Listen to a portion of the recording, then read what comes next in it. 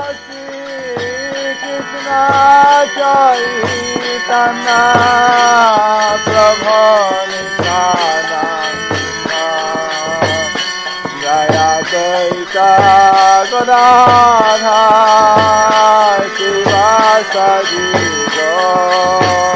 Maharaj. The following is a Namahatta program given in Philadelphia, Pennsylvania by His Holiness Jayapataka Swami on September 9th, 1982.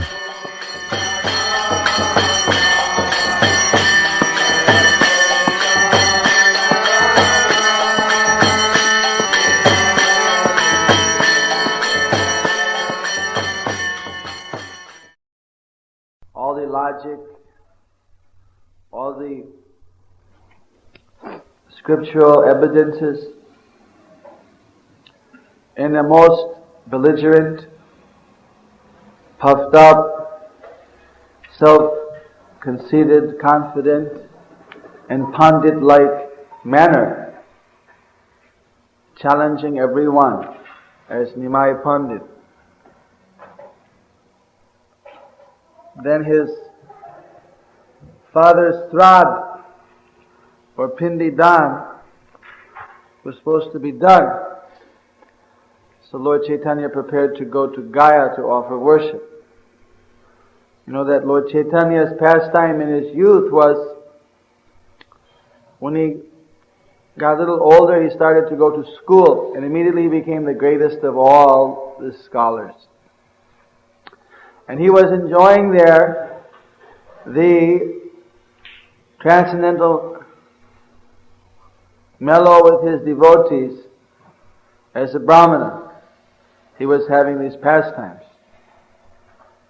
We were discussing how sometimes the Lord would come down the street with his hundreds of disciples, thousands of disciples, students of Sanskrit. And the other Brahmanas and Pandits would see him and they would run away. If he would see someone, like sometimes he would see Gadadhar. Say, "Oh Gadadhar, Gadadhar, where are you going? Why are you running away? Come here, come here." And in a very nice way he would speak. "Why you are hiding all the time? I am not seeing you anymore. I just had one question I wanted to ask you. What is the meaning of mukti?" This was his way. He would call a Brahmana, call a Pandit, ask them a question. Whatever question he would ask, they knew that now they were finished. He would capture them, ask the question, no matter what answer they would give, he would be able to show it was wrong, establish a better answer. So that time, Gadadhar said, "Well, mukti means that you're free from the material miseries." Lord Chaitanya said, "I was very dissatisfied with such an answer. You don't know what the real liberation means?" Then he quoted so many slokas. Real liberation means to be always fixed at the lotus feet of Bhagavan, Sri Krishna. But even though in those days he was also a devotee of Krishna, no doubt, but the mood was like conquering everyone who he met. He saw Mukunda, "Mukunda, where are you going?" "Oh Mukunda, Mukunda!" And Mukunda said, "Why, this Chaitanya Mahaprabhu is just a grammar, studying Sanskrit grammar, what does he know? At that time his name was Nimai Pandit. What does this Nimai Pandit know? Why do I want to go and study with him? I'll teach him a lesson." He walked over. Nimai said to him, "My dear Mukunda, where are you going? I have not seen you for so long. Why you're not coming and studying with the others?" "No, because now, my dear Nimai Pandit, I want to learn poetry, Sanskrit poetry. You're just a grammarian. You're just studying the ABCs and grammar. Why do I want to stay with you? Now I have a different teacher." The Lord Nimai Pandit, Lord Chaitanya said, "Well, if you feel like that, of course, what can we say? But we do happen to know something about Sanskrit poetry. Could you just compose us some poetry? We could study your poetry. Holy Mukunda composed the poetry. Lord Chaitanya took it apart, dissected it, asked him where all the mistakes were. He said, what mistakes? Showed out so many mistakes. Then he again composed so many perfect poems. Mukunda was completely red. Lord Chaitanya, we know something about poetry. Come tomorrow. Pats him on the... We'll see you tomorrow. Like this, so the pure Vaishnavas are seeing these. They're thinking that when is Lord Chaitanya, when is Nimai Pandit going to be giving up all these pursuits where mainly he's just challenging people and defeating them scholastically? When is he going to become a pure Vaishnava? Although Lord Chaitanya himself is Krishna, when he was, just as Krishna was stealing butter and playing with the cows, Lord Chaitanya was playing with the Brahmanas when he was 11, 12, like that. He was already the greatest Pandit. For him it was childhood play. But even as a child, he had already defeated all the other Pandits. What they call prodigal son? Well, he's a divine prodigal. So, but finally his father left the world. He went then to Gaya to offer worship. At that time he met Ishwar Puri. The promise he had made to so many Vaishnavas, when they requested, why are you wasting your time with all this arguing and all this scholastic show? Why don't you just worship Krishna? He said, well, I'm looking for a guru. You bless me that I can find a pure guru. When I get the spiritual master, then I will become a pure devotee. This is my desire. Now I'm having all these scholastic pursuits, academic life. But in the future, if by your blessing I may get a guru, then I can start to actually know what is pure devotion. In this way he would encourage them, at the same time put them off. So when he went finally to Gaya, he met Ishwar Puri. He took initiation. From that time, as soon as he worshipped the lotus feet of Vishnu, Krishna, at Gaya, the tears started pouring from his eyes just like the Ganges flow. When he came back to Navadvip, it was a changed Nimai Pandit. Where was that Nimai Pandit? They all know. Now he was simply crying out, Krishna, Krishna, Krishna, Krishna. Bholo Krishna, Bhajo Krishna, Koro Krishna Shikha. This way he was always singing and chanting, telling everyone. His mother said, what happened to my son? She got a little frightened when she saw him chanting Krishna and falling unconscious in ecstasy, that maybe he's now going to also run off like my other son. Oh Bhagavan Krishna, I already lost my father, my husband. I lost my oldest son, took sannyas. My husband has left the world. Now I only have one son left, Nimai. Lord Chaitanya, please don't also take him away. Let him be happy here in your devotional service. He has a nice wife. Like this, she was thinking in that way. Why don't let him suffer motherly affection? She was thinking. He should just stay there, be nice and happy. But Lord Chaitanya's real mission was now becoming manifest. Up to that time, up to 14 years, he was having childhood proclivities. Only very few people could realize that he was Krishna. He left his real purpose hidden. So that time, he started to reveal to the devotees. He called Suklambar Brahmachari and other devotees to please tell everyone, Sriman Pandit, that now he had something private to tell, something to reveal.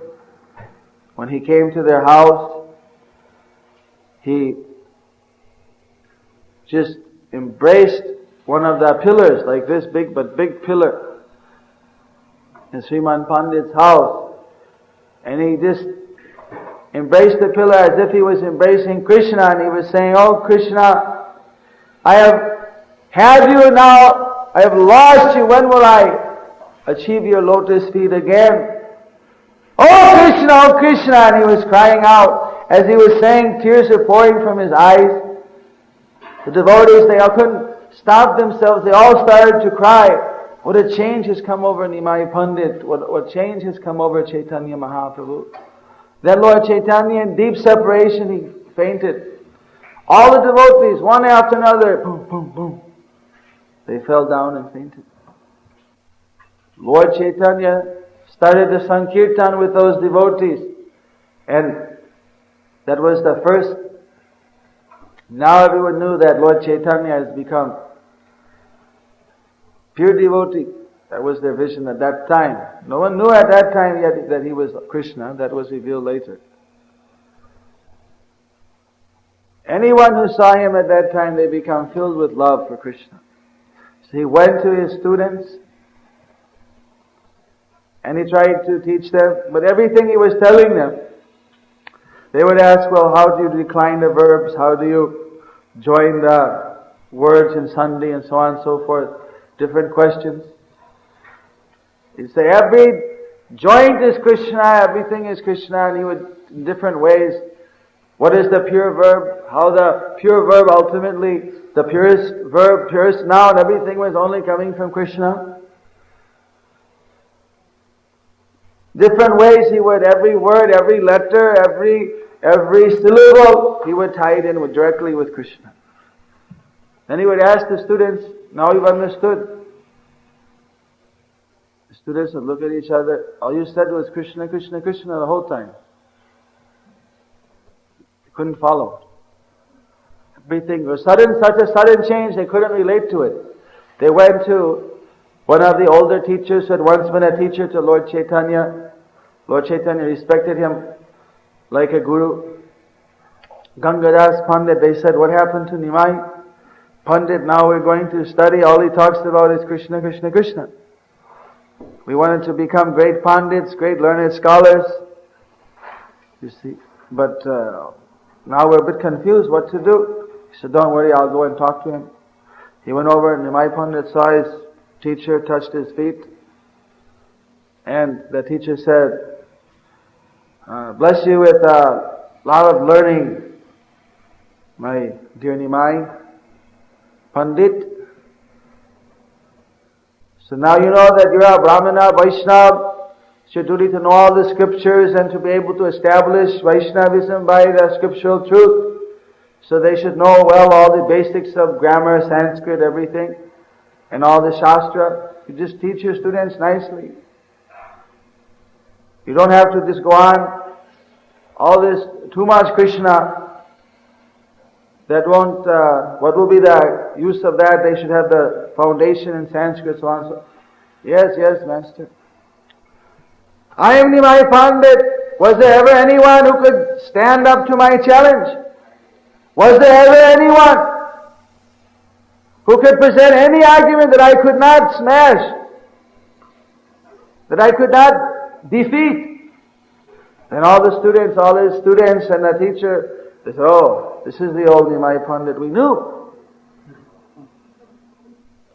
He said, watch, now you'll go. He went there, went on the street, students were there. Again he challenged, anyone is coming, come forward. All the other Pandits, they had already known Nimai Pandit. They just ran, They knew there was no hope arguing with him. He just challenged anyone, you want to argue? Anyone thinks you're a Pandit, come forward. Nimai is here. All the students had gained higher. At that time, it just so happened that one of the friends of his grandfather, Nilamba Chakravarti, was coming by. And he saw his, just like a grandson, Nimai, he went and started quoting some Bhagavatam slokas about the mercy of Krishna, how he is so kind. Even he delivered the witch Putana, the snake Agasura. When Krishna Chaitanya heard those glorifications of Krishna, as soon as the vibration of bhakti entered in his ear, he became filled with ecstasy. Oh Krishna, Krishna, Krishna! And he just fainted on the ground. His body was shaking. Even 10 men couldn't hold him down. Tears were pouring down. He was rolling. Krishna, Krishna, his teeth were grating. He was pounding and said, "Oh, I had you, Krishna, now I've lost you." He was just immediately thrown in separation. All of his students.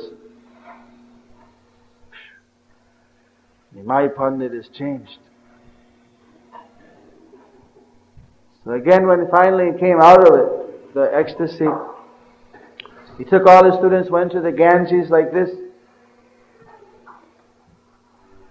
The students, he told, "All right, go home today. Tomorrow we'll study some more." Again, the next day they came, again the same thing. Finally, this time Lord Chaitanya became very intense. He started to preach to them the philosophy. They kept saying, "Why always Krishna now?" And then he said, "Why Krishna? Is there anything more dear than oneself? In every body there's the soul. To save one's life, one will take any extent. It's no doubt that from the body are produced children. And the children are very dear. But what is more dear, the children or one's own self? At the time of death, then people, they're valuing their own life even more than their children's. The self is the dearest, even more than any other byproduct and any other relation. But don't you know what is the self but the small particle of Krishna? Krishna is himself, Atendriya. He is himself, the Atma. He is the self of the self. So who is dearer than Krishna? He is the cause of all causes. Just as the Brahma Samhita said, Isvaraha Paramaha Krishna Satchidananda Vigraha Anadiradir Govinda Sarva Karana Karanam. Krishna is the cause of all causes. And in so many ways he established Krishna's position. He is the supreme absolute truth. He is actually dearmost to everyone. Dear even than one's very life. Then Lord Chaitanya came out of his ecstatic preaching. He looked around at the listeners. So what did I say? So you said that Krishna is everything? So alright, so this is my position now. So, if you don't want to know about Krishna, if you want to go and study grammar and other things and other people, you can go ahead. Now, I can't think of anything, I can't say anything, I can't do anything except for Krishna. This is my condition. So without any feeling or any remorse or offense, if you want to, you're free to go and study from somewhere else. You can take your books and go. And one of the students stood up and said that Nimai Pandit, of course at first it was a great shock to us. It was a sudden change. But frankly, we don't find that what you are doing or saying is at all human. When you call out Krishna and you fell down, even 10 men couldn't hold you. Tears were coming from your eyes just like the Ganges was flooding out. How you are constantly speaking about Krishna, laughing, chanting Krishna's name. This is something completely astonishing for all of us. We find you to be some empowered divine personality. So I don't want to leave your association. I simply want to stay with you. Naturally, Krishna himself is coming. All of those students are his eternal devotees. All of them are Krishna devotees. One by one, they all said, simply we want to stay with you. If you only want to teach us Krishna, why will we learn something else? You are the greatest teacher. You are a master. Then Lord Chaitanya said, everyone, you should all chant Sankirtan. You should always chant Krishna Sankirtan. They never knew what was Krishna Sankirtan. What is Krishna Sankirtan? You have to teach us. We don't know. You are a master in everything. You also have to teach us. So alright, you start clapping. You chant. Hare Krishna, Krishna Krishna, Hare Hare, Hare Ram, Ram Ram, Hare Hare, Hari Haraye Namo Krishna, Jadavaya Namo, Gopal Govinda Ram, Sri Madhusudan, Hare Krishna, Krishna Krishna, Hare Hare, Hare Ram, Ram Ram, Hare Hare. And all these thousands of students there to all chant Hare Krishna, Krishna Krishna, Hare Hare, Hare Ram, Ram Ram, Hare Hare. In this way, the whole Navadvip became flooded with the vibration of Lord Chaitanya's Sankirtan, who had previously, all these students had simply been, just like university students, simply academically inclined. By Lord Chaitanya's association, they became melted. And they all started to chant Hare Krishna Mahamantra. The pure Vaishnavas saw the change. They were astonished. How Nimai Pandit has completely changed. So in this way, Lord Chaitanya began his Sankirtan movement. Suddenly when he wanted to manifest his real purpose for coming, he started the Sankirtan. And from there, step by step, it increased. Srivas Pandit's house, nocturnal Kirtan, sending out kirtan parties in all the parts of the town, establishing the supremacy of pure devotional service. From that time on, it was no looking back. And because Krishna himself had come, anyone who came in contact with that movement, they immediately got the appreciation of the pure love for Krishna, highest ecstatic love for Krishna. So Srila Prabhupada, of course, is in the same way we find from Lilamrita, he has different pastimes in his youth.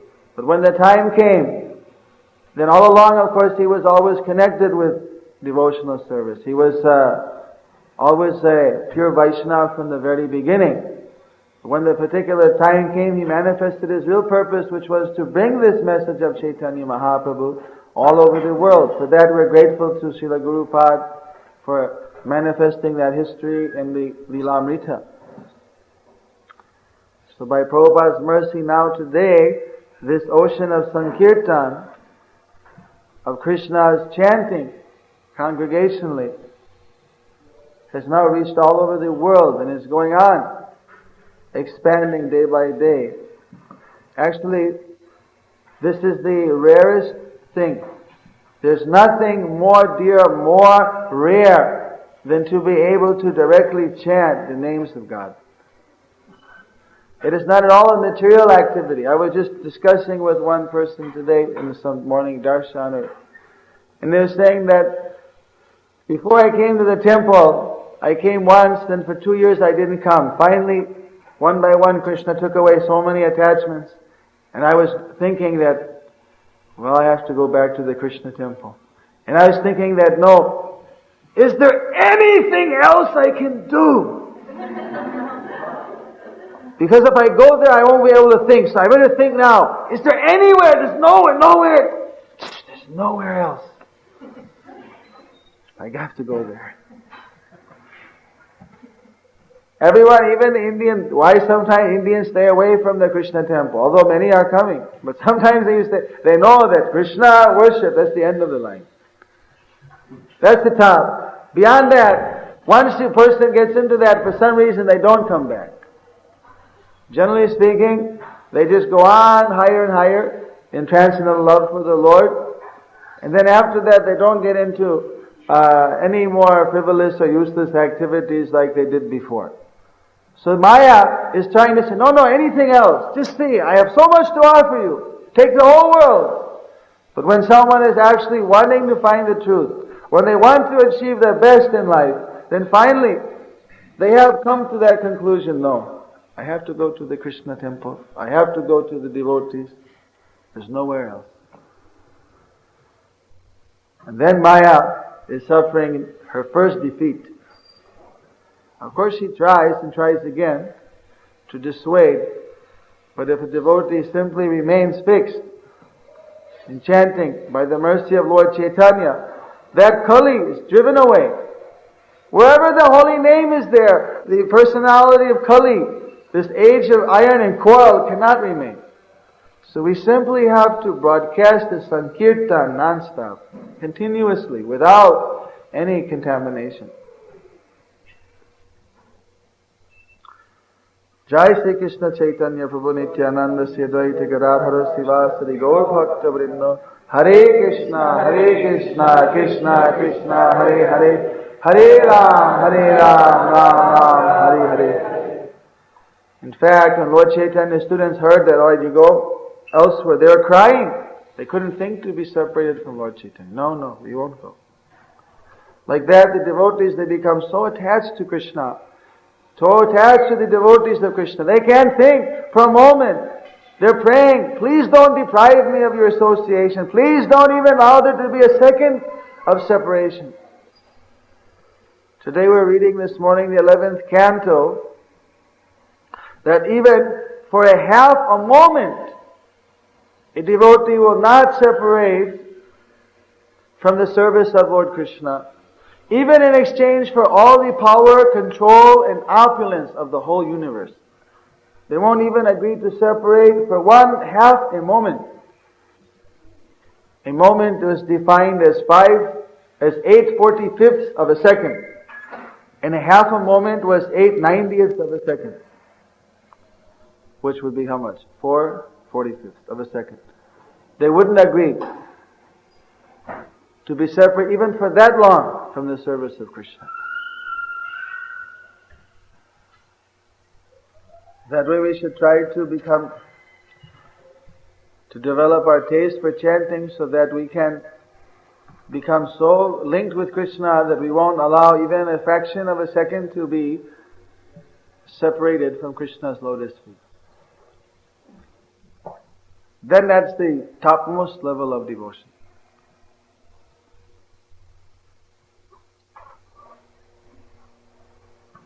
Anyway, I haven't been here in Philadelphia since about 3 years. Very nice to come back. That time actually, Srila Prabhupada was here, we had some kind of like a joint darshan. A class, I remember we were both here. So now it's nice to be here. Maybe there's some questions, discussion.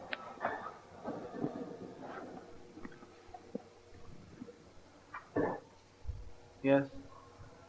Srila Prabhupada, I was talking to you in the car when we came about your program of getting people to chant one round. I told you we have a program like that in our temple here. And maybe you could tell us a little about that program of yours so that we could be inspired. How to carry that on, how to have a vision, getting people to chant Hare Krishna. When Lord Chaitanya was asked that who is the Vaishnava, Lord Chaitanya said that anyone who chants Hare Krishna, Krishna Krishna, Hare Hare, Hare Ram, Ram Ram, Hare Hare, is a Vaishnava. Anyone who chants the name of Krishna as a devotee, a Vaishnava. Of course, later he described the 3 standards. One may be beginner, intermediate, or advanced. But the minimum requirement, if someone chants the name of Krishna, he's a devotee, she's a devotee. So, many years, in 1977, there was some crises at Mayapur. At that time, we realized that we needed the help of all the local devotees. And I asked Prabhupada that I had an experience that there were a lot of devotees in India, but that we had no program at that time for really engaging them. But somehow the existing chanters of Hare Krishna should be coordinated and should be kind of tied into the ISKCON movement for expanding our propaganda work. And he told me that you go on expanding the propaganda unlimitedly.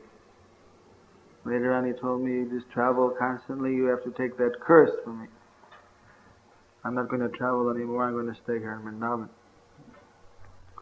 But anyway, at that time he told that you just bring a person to the temple, let him stay for a few days, a week, 2 weeks, train the person up, how to chant, what is our program, and send them back to their house, let them make their family and their village Krishna conscious in that way.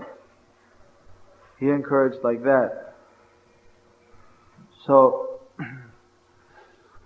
we found that in India many people would chant Hare Krishna, but very few people would chant regularly.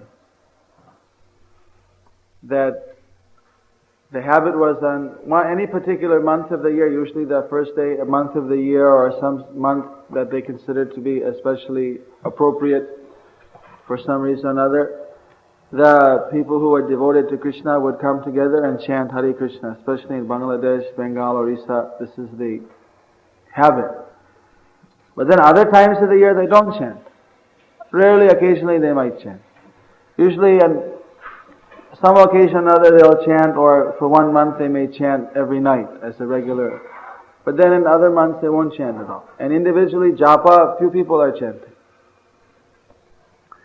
So we started a program there that any group of people that would chant minimum once a week regularly and would follow our general program of coordination, distributing our books, or receiving our books and reading Prabhupada's literature in their center, setting up like a kirtan place. They were considered to be a group or a sangha, Namahatta sangha. And if they would further advance and chant every day, they became a kendra or a center. And then if they expanded that in the future to having an actual deity worship and a permanent facility, then they became a Hare Krishna Namahatta mandir. So in this way, just by word of mouth from the Mayapur Chandrodaya Mandir, we started to expand the Namahatta organization, and within the first year we had 45 member groups. The next year that went up to about 150. The year after that was 250, and then this year is now it's over 500. It's been going now for about 3 years. Has over 10,000 members. So when we're doing that preaching, just like out of 500, say there's about daily program 40 to 50 have. 500 are once a week, twice a week, thrice a week. And then 4 or 5 actually have already established temples or had a temple there, and they're doing a daily program with a deity worship. Some of the Gaudiya Math Grihasthas who are living out, Gaudiya Math is almost defunct in many ways. Not active in many areas, they're not active. They joined the ISKCON preaching, and they're acting as our representatives. And people from their village are coming forward. So then we saw that individually we had to also get the people to, group-wise we were getting some success, but then we wanted individually that the people should advance spiritually.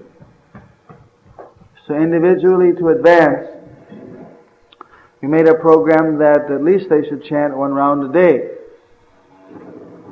And 1 round a day was about 8 minutes. And actually, I got that idea when I saw that, when I went out and started preaching in the field, I saw that in Mayapur, we were having a very big effect on Calcutta and on the local area around Mayapur. But then when I went into more extreme regions like North Bengal, Jalpaiguri, Kuch Bihar, other places, that there were a lot of Mayavadi gurus and so-called avatars who were preaching. There was some yogi who claimed to be an avatar, some Loknath Gosai. Then there was other person, he claimed to be the combination of Lord Chaitanya, Durga, and a few others all combined. And he told everybody to chant a mantra called Ram Narayan Ram. And he would give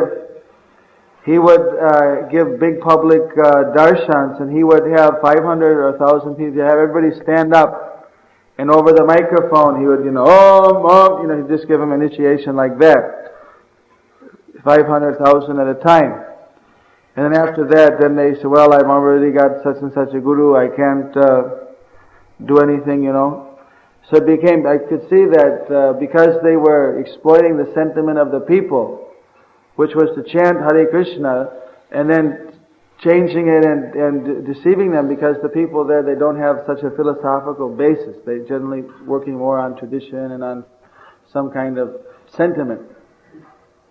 So it was immediately essential to do something to save the situation. So at that time, actually, I told Jagadish Das was leading the Sankirtan party.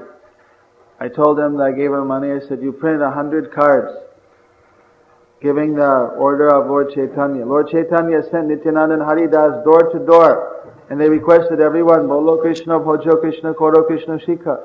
Will you please chant Hare Krishna? You worship Krishna and study his teachings. And that's all they asked. This was the order of Lord Chaitanya, that all his followers should go door to door and beg. Bhaktivinoda Thakur said anyone who was a member of his original Namahatta had to go and visit 5 people per day and request them to take up this order. Every day any grihasta had to go and knock on 5 doors and humbly request that person to take up the chanting of Hare Krishna. Study Krishna's teachings and worship Krishna. So, from that this is definitely Lord Chaitanya's order, we should request everyone to chant. So then we requested that, since it's the order of Lord Chaitanya, you should take up chanting at least 10 minutes a day. You try to chant and go on increasing from there. So 10 minutes is about 108 times. So 108 times is what, 1 round. So in this way, either count on your fingers, or you count on beads, or however you want to count, that we don't care, but you chant at least 108 times. This we're begging you on behalf of Chaitanya Mahaprabhu. And then just so that we take out a card with their name, address, everything, that we have them written down, and that they know that they're signed up, and they have the card with the mantra on it and address, everything. And so we had going in this area which was like the stronghold of all these Mayavadi gurus. And by this type of preaching, thousands of people came forward and they signed up and they agreed to chant Hare Krishna every day. And then in this way, the progress of those Mayavadi gurus was stopped just like that, by Prabhupada's mercy.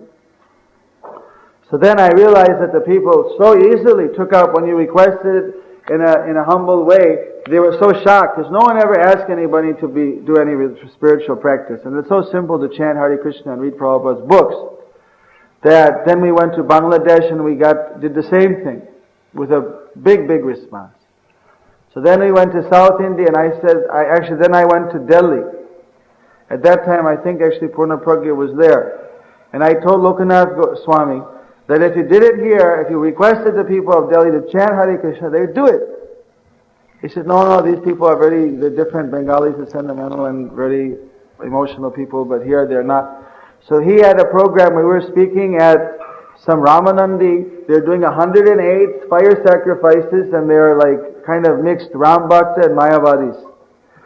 So that time, we were supposed to be the guest speaker. So I had him print up in Hindi and English on a letterhead 200 forms for chanting, taking up the order of Lord Chaitanya, that this was the way of bringing peace in the world. Everyone should chant in this way of bringing spiritual revolution. Everyone should take up the chanting. And so I gave my 15-minute speech that they allowed. They said whatever half-hour speech. At the end, I kept 10 minutes in hand. I gave my appeal that everyone should take up this chanting.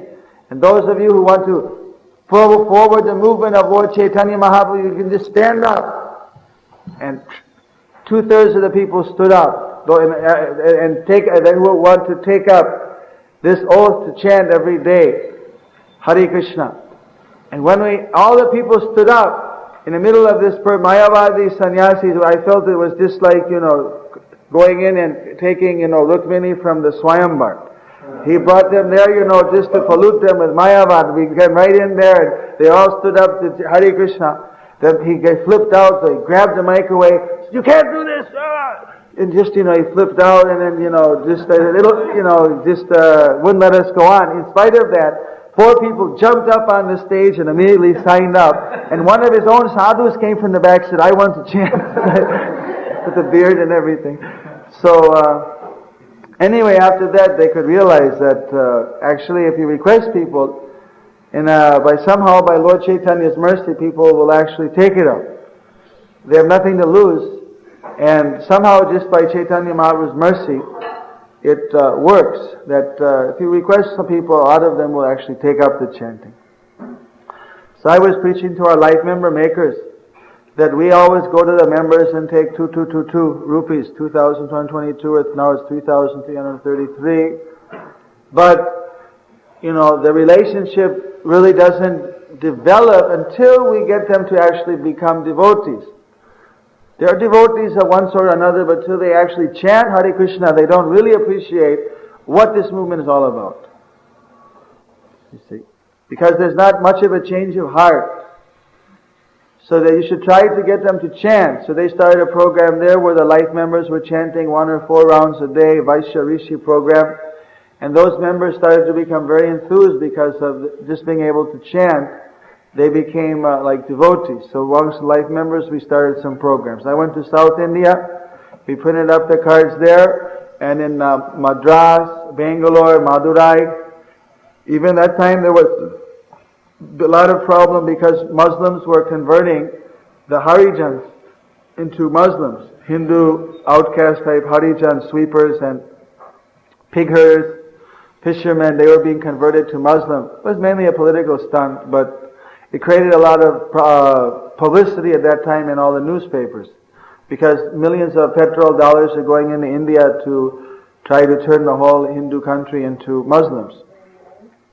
So, of course, now the government has banned all the Muslim and fanatical Christian groups, as well as a couple of fanatical Hindu groups from receiving any foreign donations.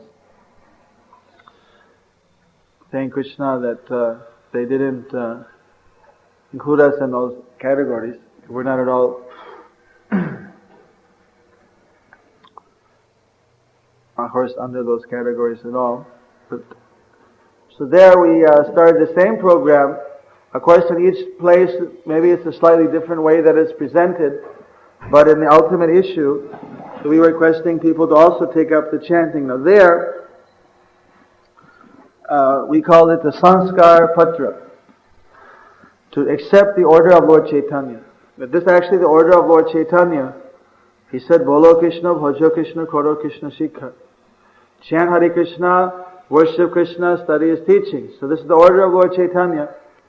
So to take up the order of Lord Chaitanya and take up this chanting is of course the very first step in spiritual life. So in South India we found even some of the Muslims were coming forward and accepting to chant. Because no one had ever asked them, or they never knew that they were allowed to chant.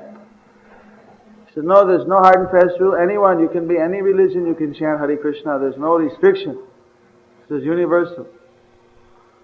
So in this way, in each program we are getting 400 or 500 people, 1,000 people to come forward, very respectable people. I was speaking with one man, I was having a darshan in the Bangalore temple. And just people were coming into the room and they were just a non-stop. So one very husky, older man, maybe 75, big, tall, looked like a Marwari, came in the room and he started to challenge that why Shri Krishna's name, why worship the deity, so on and so forth. It was like a Mayavadi. He said, usually everything is one, it's all void, so there's no use in chanting particularly Krishna's name. And I had a big argument with him. I was preaching for a long time. Finally I became so disgusted. I said, when you take your meal, you say it's all one, this, that. You take your meal, you have your chapati, you have your rice, you have your sabji, you have your chutney, you have your sweet rice, you have your sherbet, lemonade, everything. You take the whole thing and you mush it together. And then you eat it. This is what, you don't have any, you don't live like that, so why you are trying to impose that into spiritual life? The real quality is Krishna is filled with variety, filled with variegatedness. He's Satchidananda Vigraha. And so finally, he was a bit moved or something. So anyway, I just begged him like this. My sir, as the humble representative of Lord Chaitanya, I am begging you. Can you just try to chant Hare Krishna for a few minutes every day, 108 times? You just try chanting and go on increasing from there. You just try it and see what's there in there. So because I begged, he said that a sannyasi has never begged anything from me before and never ever refused a sannyasi. So I'll take up, since you're asking me, I'll do it. And that person bowed down and he left. He signed up. So then, about an hour later, one of our life members came back, who was chanting about 8 rounds a day at that time. Now he chants about 16. And he came back, he said, "Do you know who that gentleman was? He's the richest man in Bangalore. He's a lifelong Arya Samaji. He never comes in a temple, he never bows down before a deity, he doesn't believe also in deity worship. He never ever chanted, anything. I drove him back, I'm a director in one of his companies. He said that just because you requested him to chant, that he has promised to chant, that he is not going to break his promise, and he said from the very night today, he's going to chant his 1 round of Hare Krishna. He got the mala, and he's going to continue chanting it because he gave his word." He said, this is the biggest change that this person has ever had in the 75 years of his life. He's worth over 500 crores of rupees, which is about $550 million. Anyway, because we don't lay any distinction. Anyone that comes, it's a flat plea. Once they chant 1 round, we have a second level, which is vegetarian, chanting 4 rounds, and doing some service, accepting the Guru as a Shiksha Guru, following the instructions of the ISKCON Acharyas, Prabhupada, as a guideline in life. Because a lot of people in India, they want, give me Diksha, but they're not ready. And if you don't give them something, then of course they feel frustrated. But they're not actually ready yet for initiation, by our standards. So, to encourage them to become vegetarian, to become a little pure in their life, so we made the second level, 4 rounds, vegetarian, Shiksha Guru, like that. So that we read in since Prabhupada had that League of Devotees, so we tried to preserve that. So we call that as a League of Devotee level. But basically it's like the Shiksha, taking a Shiksha Guru. So then, those persons are, they're given more attention for coming up to the actual level of getting initiation. Because when you start getting tens of thousands, we get just like, tens of thousands of these cards that people fill out for chanting. So then, what they go back is then our Namahatta preachers, they take all those names. Because there everything is, in India it's more like, wholesale type. They send out postcards. Of course, they told me that they were just sending out because we have age, education. They try, sometimes they would send out like postcard just to the students between 18 and 30 or whatever, 25. And they sent out postcards that everyone should meet at such and such a place, or having a meeting. And then they found that 95%, all the people that had signed up, they all came to that meeting. And they all wanted to take more part in ISKCON because they'd been chanting. And they wanted that relationship with ISKCON. They wanted the continuing relationship and help. And so in this way, now in South India, they also have 56 Namahatta groups. In a Namahatta group, everyone is supposed to be at least chanting 1 round a day, and as I said, they meet once a week. And by meeting once a week on a particular day, then that way the Namahatta preachers, they make their rounds, and occasionally they're also going there. In Bengal, we have about 25 disciples now who are, and about, as I mentioned, some Gaudiya Math people and some other people are chanting 4 rounds vegetarian who know the philosophy a little bit. So those who we see are able to present somewhat Krishna consciousness, then we raise them up to a position of a Chakra Senapati, which was a position that Bhaktivinoda Thakur had in his Namahatta. It means a circle commander. And he's in charge of 12 Namahattas. And he has to visit those 12 Namahattas at one in a week. That means that within 3 months or 1 quarter, he'll visit all of them once. And he has 3 assistants called Upachakra Senapatis, who are at least steady, but they're not expected to know that much philosophy, but they're very responsible to see that the day that the groups are meeting and that they have certain organizational meetings and so on. And then someone who's initiated, he's over 3 circle commanders, and he's called a Mahachakra Senapati, or the greater circle commander.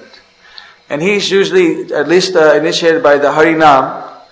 And although we haven't, right now we have another over 3 such Mahachakra Senapatis or greater circle commander, which is in charge of 36 group. They have to visit each group in 6 months once. We have a Mala Senapati who was in charge of 108 Namahatta groups. But as yet, because we don't have any second initiated devotees or anyone that senior, we're having from the temple itself initiated brahmacharis. Grihastas take the position of the Mala Senapati. And they have to visit once in a year, technically. Of course, because they're full-time devotees, they actually visit more than that. But we want that in the future, that all these positions from Mala Senapati, Mahachakra Senapati, Chakra Senapati, the circle commander, greater circle commander, and Mala commanders will be all the village people. And then we'll have rather supervisors who will be full-time devotees and who will be going around. But that the day-by-day maintenance of and the spiritual standard will be maintained within the Namahatta groups themselves and within the devotees that have been produced from them. So right now we're at the stage of organizing all of this infrastructure of administration and supervision. And actually I've been busy with a lot of different projects recently in India for the past year, South India and other places. So when I get back, I'd like to concentrate on writing, on seeing that this administration of Namahatta is organized, and with research on the holy places of Chaitanya Mahaprabhu. I'd like to concentrate a little more up until December. Then we're trying to arrange a procession taking a Srila Prabhupada deity on the path of Lord Chaitanya. Of course, I'm not sure we're going to be able to do it this year because there's a lot of preparations that have to be done, and these things usually take a lot longer to do than we expected. Anyway, this basic taking 1 round and 4 rounds and up to 16 rounds, and finally they get their first initiation. This is the basic system. So we try to get everyone to chant 1 round a day. So in the same thing, in South America, they told me that you couldn't do it. You see, whenever I ask people to chant, usually everybody gets frightened. They figure that no one's going to agree. But somehow by Krishna's mercy, generally speaking, always a very significant percentage, sometimes even almost 100%, and sometimes at least 25%, they agree to take up the chanting. So even in South America, we had a program at the National Library in Peru, and they're all people with suits and ties and everything there. I happen to have with me 250 cards from Calcutta in English. And I was determined that even though they were in English, and everyone speaks Spanish there, I just wanted to try that, whether it would also be possible here to make an appeal to the people to take up the chanting and what type of response we would get. So then I requested the people that how many of you have 10 minutes a day? How many of you like this movement of Chaitanya Mahaprabhu, like this spiritual direction, the process of singing and chanting Hare Krishna, gradually seeing that what was their mood, and then finally appealing to them that how many could actually give 10 minutes a day for chanting and being connected with this movement as a fellow, as a associate. So then to our amazement, about 300 people it was packed up, because National Library had a capacity of about 500 or so, and it was completely packed. So over 300 people stood up. And they all lined up. They lined up so far it went out into the hallway. And then they also announced that anyone at this time can get a Bhagavad Gita autographed by Acharya Pad. So then a lot of people at that time, they bought Bhagavad Gitas and they're coming up. I was signing Bhagavad Gitas, signing chanting cards. They're taking the prasad and bowing down and buying malas and Gitas, and they have the whole thing on video. It was amazing. They were completely dumbfounded themselves that how the people took it up. That actually it's so easy for anyone to chant Hare Krishna for 10 minutes. Everyone wants to know how to meditate. There's a lot of people in the world, they wish they knew how to meditate. They have to pay $400 if you want to do this type of meditation, that type of... We're offering, but just a simple way, all right, no obligation, no salesman visiting your door if you don't want, whatever. You just chant Hare Krishna in your home. Here's the thing. Actually, people, they want to be visited by devotees, or they want to at least know how to do the meditation. A lot of people are eager to learn, especially those who come to programs and come to festivals. In Washington, D.C., I met a number of young people that were eager to learn how to meditate. And I'm sure that if I had some kind of a card or some kind of a mantra card, I could have convinced, there wasn't no convincing. They already wanted to know how to chant and everything. They would have signed up also. That for in North America, I don't know exactly the exact form until one does it. Here you don't get such big crowds at one time.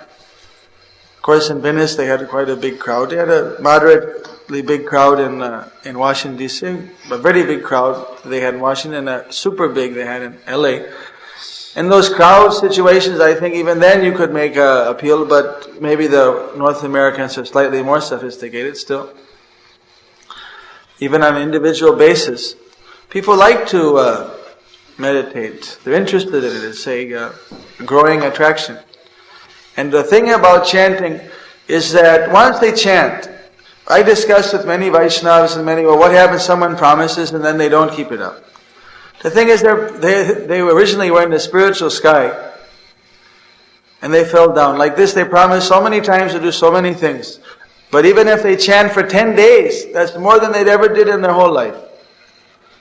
That they're not making a fire sacrifice oath or something. They're making like just an informal promise or an informal agreement that they're going to try. And that's how we word it there. I'm going to try to chant every day.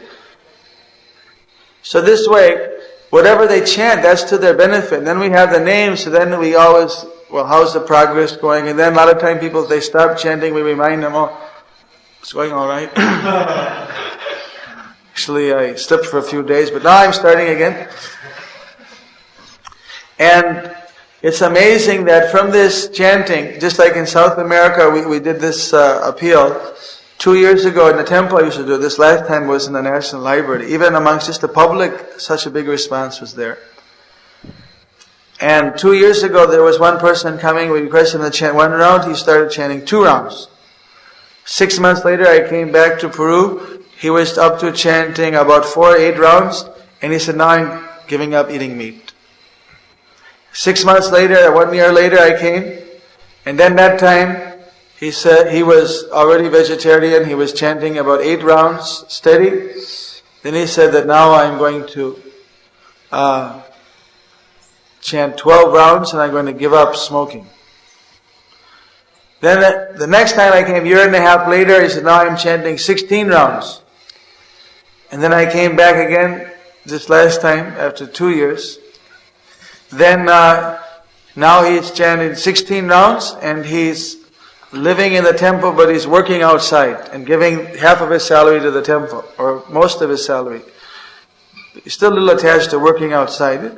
But that way, just over a period of time, just because we didn't let go, he just kept on increasing. But because in the beginning we said chant, the chanting just drew him forward. It took him 2 years, but over 2 years, now he's a very good devotee. And that way we got many police chiefs, we got police chief, lawyers, doctors, various people in society to take up this chanting as a process of bhakti yoga. We present it maybe in the West more as yoga or something like that. And in India, it's of course Krishna consciousness, it's their own religion, they don't have to call it yoga or anything, right?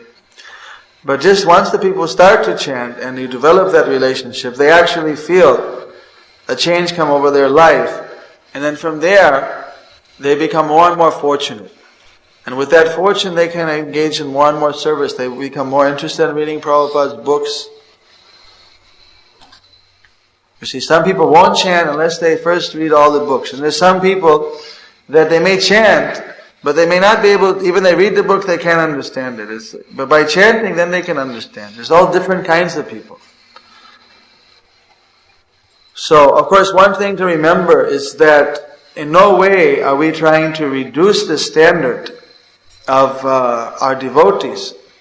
It's not like that. Actually, the standard of devotees has to be kept at the highest level. We find that only a devotee who follows the 4 regular principles, who chants 16 rounds, who follows all of the principles given by Prabhupada, is actually the best preacher. This preaching cannot be done by someone very effectively unless they're very pure. So without this purity, there's no force, there's no preaching potencies there. You can get other people to chant, but it's hard for them to, in turn, get others to chant, maybe a few friends or neighbors or something like that, but it's hard for them to do any big-scale preaching. At best, they can get some friends to chant, or they can distribute a few books in their neighborhood, and that way they can be engaged. But to be actually a good preacher, one has to be at the standard of ISKCON initiated devotee, or that standard of practice. Then one is able to preach much better and purely. So the whole basis is that the Krishna conscious temples are like the hearts. They're like the whole wholesale center for the marketplace of the holy name, and all these other are like traveling salesmen, branch offices, retail shops, and they're all getting their merchandise, the holy name, from the wholesale dealerships, which are the actual temples, the big marketplaces. So these temples were the first necessity, to have a pure place where they can come, see how to set up a temple in their house. Then you see, once we get them to chant, we don't stop there. Then we set up altars, temples in their house, get them to worship in their house. Then we get them to become vegetarian, offer their prasadam. And this way, we take them up stage by stage and get them to give something, whatever they can, on some basis they contribute. In India, we have them contribute to the local Namahatta every month rather, something. And then in this way, the Namahattas, they also give some affiliation fee to ISKCON for covering the administrative cost, or offsetting some of them, doesn't cover all. So in this way, the preaching is starting to expand in dimensions which were before not even considered. You can imagine that 500 branches, each of them every day every week getting, just like we have this ISKCON World Review, we take from that and we publish twice a month a Hare Krishna Sankirtan newspaper, giving worldwide news, what is happening in different parts of the world. One page is showing the local news about Namahattas around, this is in Bengal, we have this newspaper, and then we have also a similar one we're making now in Bangladesh, and they have a separate one, the English ISKCON World Review they're using in South India, and the people speak English there more. And this last week, Radha Swami just called up that, from Mayapur they called up that they distribute 8,000 of these samachar newspapers, and 575 back to Godheads, through all the different Namahattas.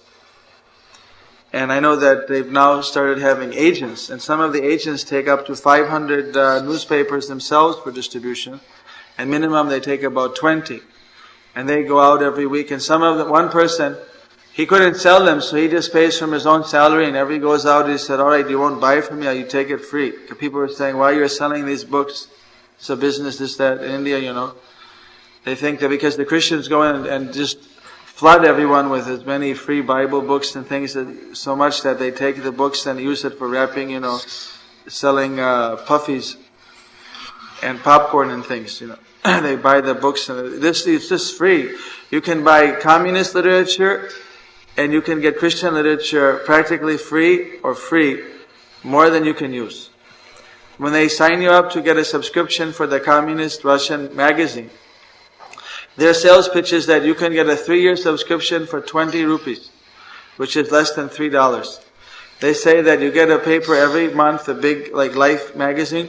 If you just save the paper, and at the end of 3 years, or even every year, if you sell it as used paper, you'll get back double your money than what you're paying for the subscription.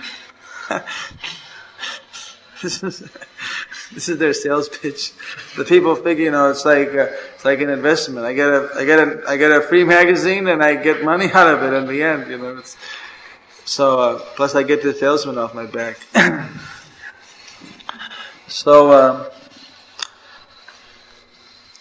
In spite of that, so sometimes they criticize, why the devotees are selling books. You should be giving them away free. You're a big international organization, you have worldwide branches.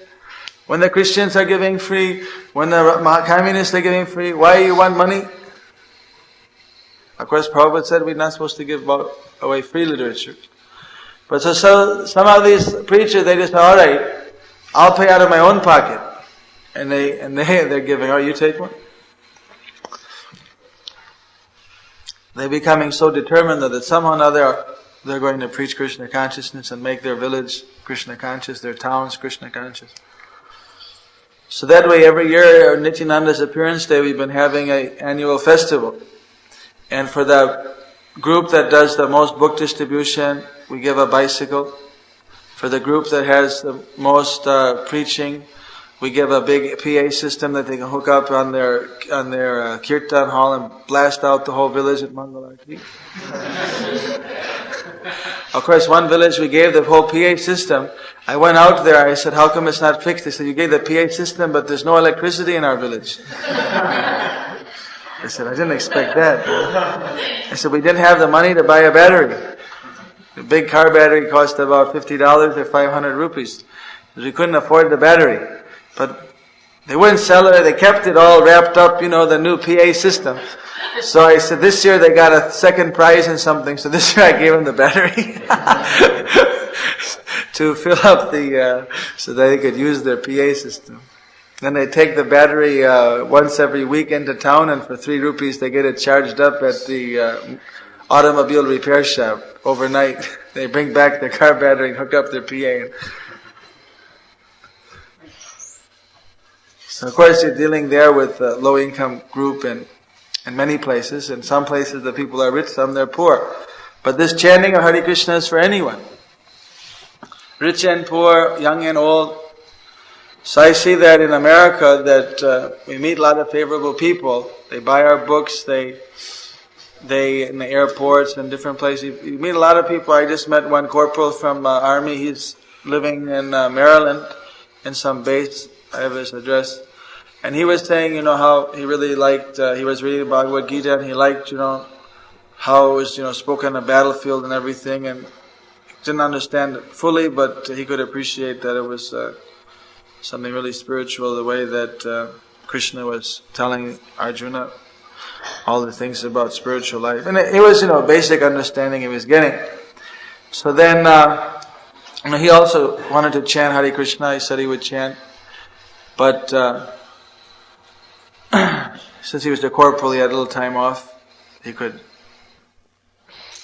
apparently adjust things so he could chant a little bit every day. So there's a lot of people in America that would be open to chanting. And if we have an organized program, then it can be developed from there, that once you get a number of people to chant, then you see that, in this particular area there's so many people chanting. Then you group them together once in a month or once in 2 weeks or something, that they have a little get together and a devotee goes there at that particular day and conducts a slideshow or has his wife go there and show them how to cook and make it like a little social, and they start to meet those people. And of course, people always raise up doubts. Well, some of them might be in Maya and contaminate the other because they're all out in the material world, but until we actually, they're doing it in England and they're getting a very good success. The same things that we're doing in other parts they're doing in England, and their folk program is actually very successful. Some people from their folk program have walked in and just given £10,000, which is about $18,000 donation, just appreciating the response. In fact, their folk program is maintained by their own mail order. They publish a little paper for the people that are in UK under their folk program. And naturally they want to get beads, they want to get deities, they want to get a puja equipment, they want to get pictures of the parampara, so they have, like a whole, in the thing they have like a whole mail order for all the paraphernalia you can use to be a devotee. And those people, just from that mail order of people wanting to get Krishna posters and so many different things, they're able to pay for the paper and for the overhead of the whole program. On top of that, whatever they send in as donation goes for expanding other programs within that. So, if it can be done in England, and if it can be done in South America, and of course India, it's going on. I don't see that why it also can't be done in America, but a lot of times in America people just become pessimistic that it can't be done here, they're rednecks, they're fallen, or this or that. I mean, there's a lot of good people in America. They did a world study, and I think America was either first or second or third in the world, or maybe I think India was first, Thailand was second, and then America third for people who actually believe in God. Over 90% of the people in America said they believed in God.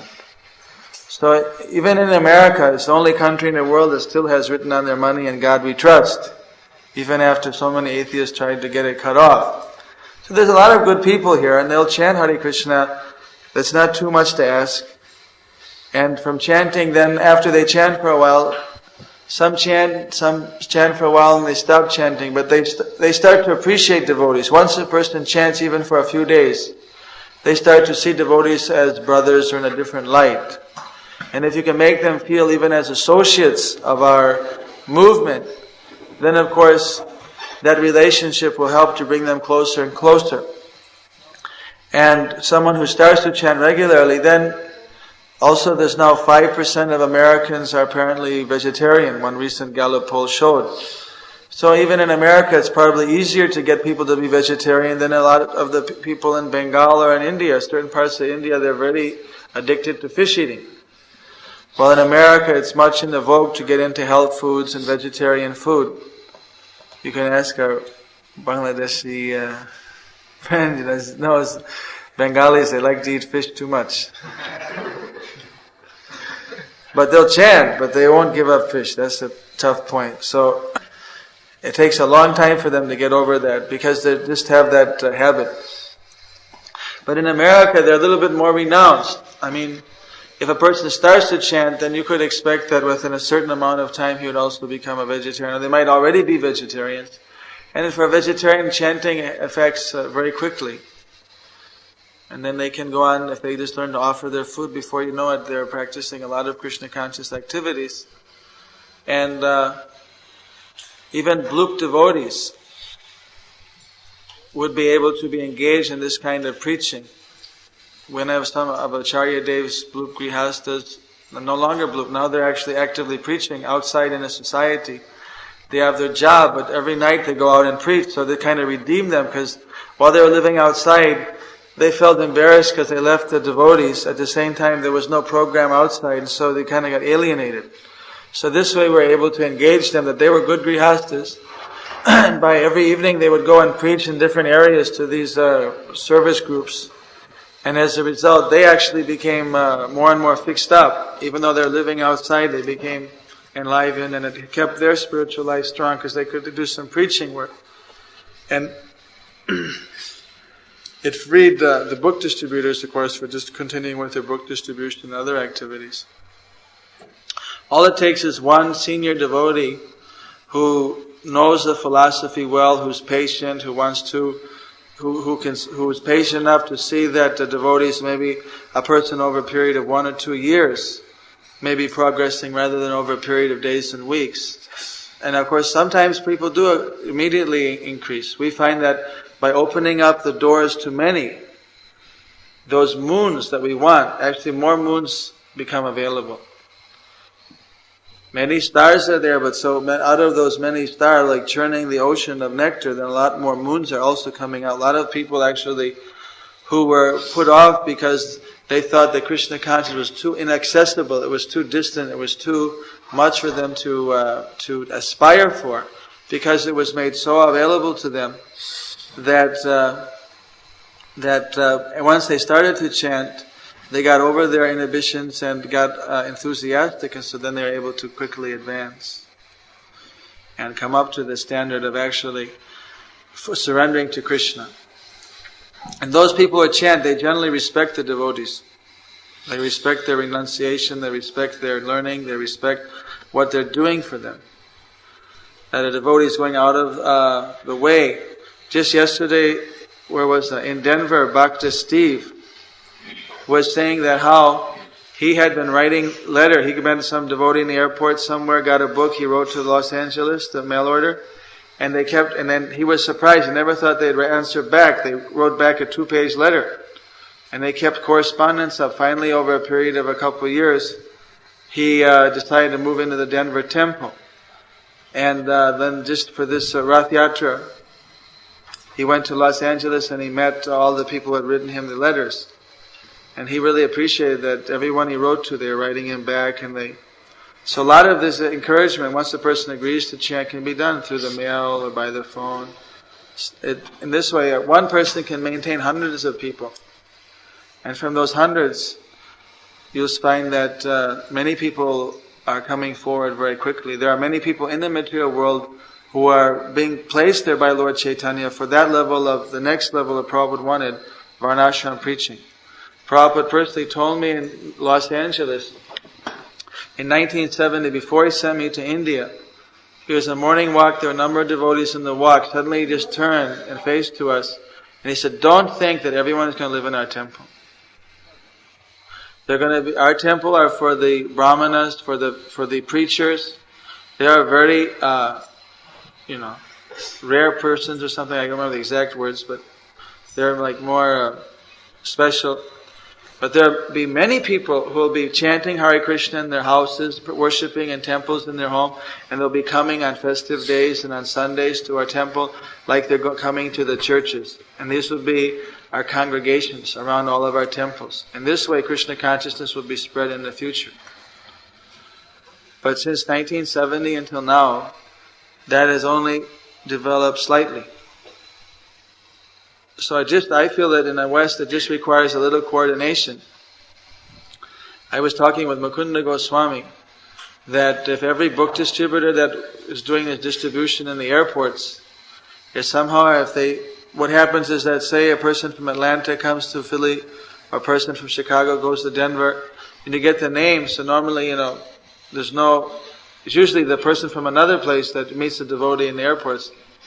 Maybe not always that the person from the same place, that somehow, if every time you met a favorable person, if there was a way of getting his name and address, and then sending that name either to that temple concerned or to some central pooling office like Mukunda's, and then he just gives it out to all the branches, accordingly to whoever, just like whoever was from Philadelphia that they met in Chicago or St. Louis or Atlanta or anywhere else, they would send.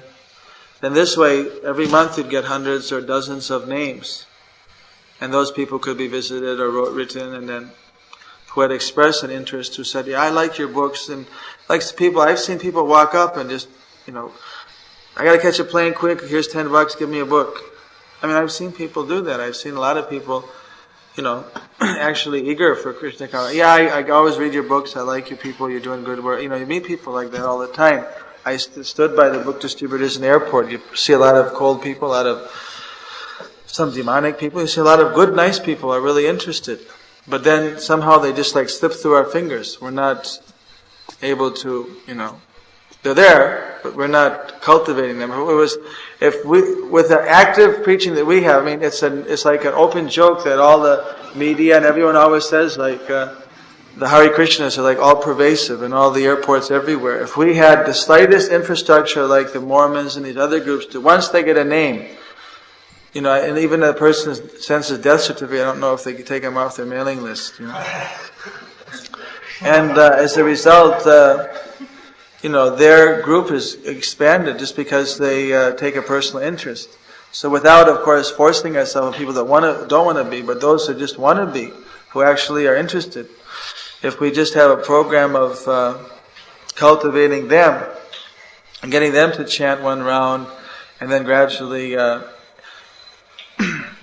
letting them know that they can be part of our movement, even they don't have to come and live in the temple, then a little bit more of a free mood, automatically more people will come and live in the temple, because more people will be eager to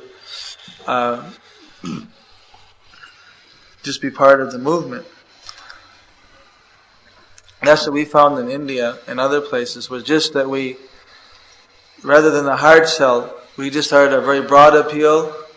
And then what happens is when someone comes in and they have a specific, in other words, when we do our public preaching, we don't preach shave up, surrender, give up everything. In public we don't preach like that anymore so much. We preach, what is the purpose of life, this, that, you should chant, you should come for instruction. And when the people come forward and chant, and they come forward, and then they're brought inside and they have individual questions, then you see this person is right to be a devotee. Then in private you give that person the special preaching. But in public, so that you can get, just a lot of people can feel that we can be part. There's no public pressure. Public pressure is just chant Hare Krishna, try to lead a pure life, in general things. The actual thing like drive, like if you're not in the temple, you're in Maya. No, you can try to be Krishna conscious outside, but it's more difficult. It's better in the society of devotees. Just a little bit lower key self. And then when the people, you see that there's actually a person who is ready, should be in the temple, is at that stage of development that is no use for the person not to be in the society of devotees directly, could become a preacher, then you preach to that person. And because of just making a little bit lower key, a lot of the people who are put off by hard sells, they actually come forward. And then by having more people coming, then you actually, in the long run, you get more devotees. And then you have a broader effect in any case. So anyway, this is the way that I personally see Krishna consciousness in the West.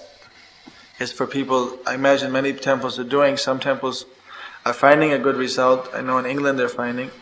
I heard that here you're having a similar program. I'd be interested to see what type of success you're getting here. And I feel that when Prabhupada said that I've done half the work, the other half of the work you still have to do, and he was always telling us about Varnashram, that he meant people living outside in the society, repeatedly said that, and that the way those people will actually become part of Varnashram is only if they chant Hare Krishna. So that definitely this is the next stage for actually expanding the grassroots of Krishna consciousness to every town and village and every family and every society of the world.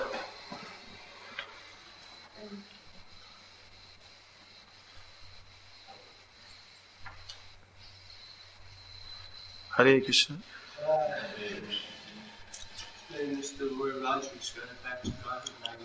Who? Mr. Roy Rogers. Roy Rogers.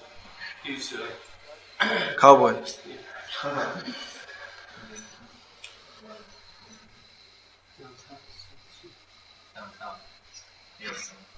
he still? Does they still have Roy Rogers show? They don't watch TV. They probably just have reruns. It is filming. He said thank you. I mean, in South America, very materialistic people, newswomen, journalists, television cameramen, they come and they do reports. And we tell them that you can chant Hare Krishna and you don't have to give up your job, you can chant it, which is what Prabhupada always preached. I mean, I've heard him preach like that thousands of times, and every one of it, that you don't have to change yourself, you can, wherever you are, Grihe Tako, Bone Tako, Sadahari Bole Dako, chant Hare Krishna. That's the way he always preached. And when you tell people that you're a cameraman or you're a newswoman, alright, you just chant Hare Krishna, you can chant, really, I don't have to no, you don't have to shave your hair. You don't have to put the paint on your nose. You just chant Hare Krishna. And they said, well, I'd like to do that. I mean, I like him, I like that. But I mean, I just always thought I had to, shave my hair off or give up my job or something. He said, no, you just chant. And according to time, place, and circumstance, according to each individual, then you give them the specific medicine that they need to hear. But in this way, people, the more they chant Hare Krishna, the more their lives are going to change. And some of those newspaper people, they're also chanting now. They actually, it takes them completely off guard because they usually expect that we're very elitist or that we're going to be very exclusive. And when we're actually very open, it takes them off guard. When they see that it's so easy to practice, that they find it hard, if they're a little pious, even to refuse.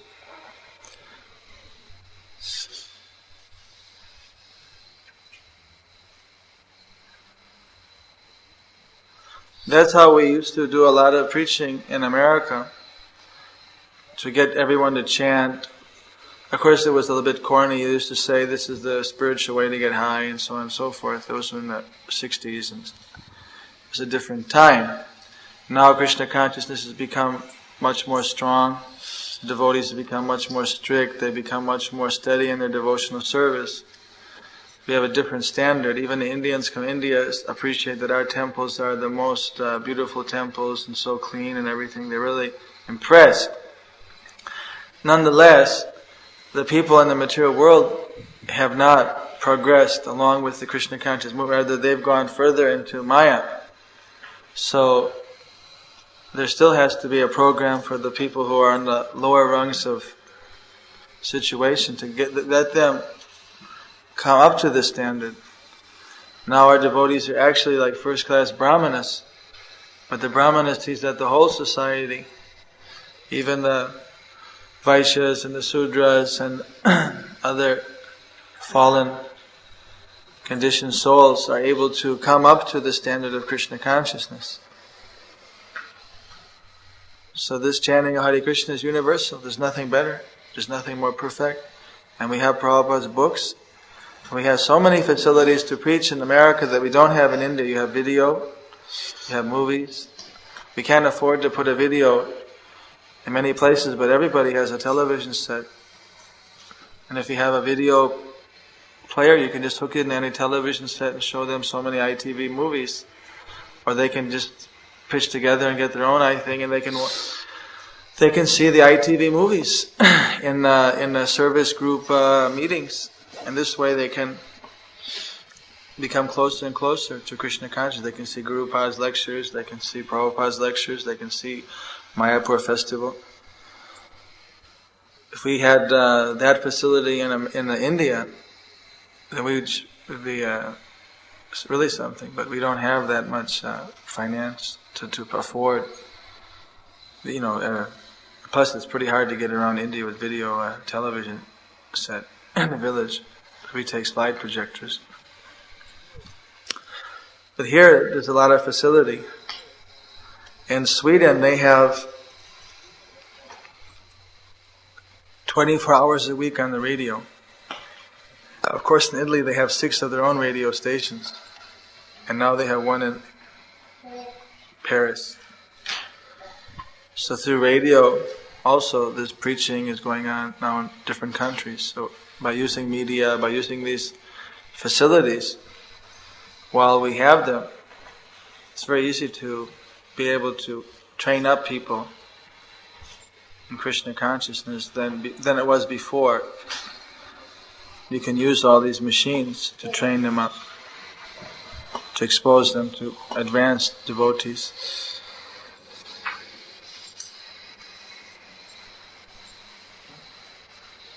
Even Roy Rogers has now got it back to Godhead.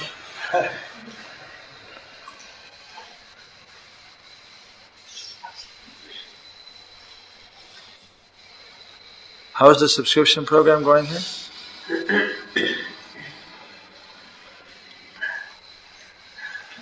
Going nicely. We signed up 5,000 people in our zone, and we're waiting to see how they're paying, and they're doing a little analysis on which distributors, what situations signed up people. Because you don't pay on the spot, you pay later when you get a whole billing system. So we're just now getting the results from that. First, before you go ahead, you want to see that under what situations that people sign up, who pays up? Right. To see, so that you don't just... So we don't make it a cheap thing. So we can train up all the other zones as well, and all the distributors here exactly how to do it nicely, so that we get good pay. How many... It takes probably a month or two before they all stand in. It's been a month now. We're just coming up with results. We've gotten some results now. $1,000 from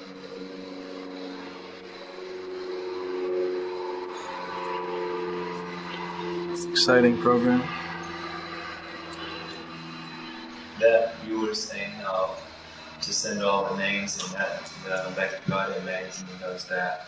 That's signed up from a different part of the country, like in our airport in Philadelphia, and automatically the names are sent to the area nearest temple. And now this automatic, because now they can just sign them up for the Back to God or anyone that's favorable.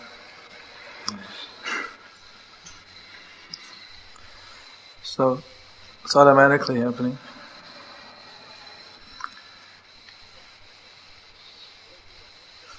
Of course, the main thing, books are the basis. We're giving the books. This is just that.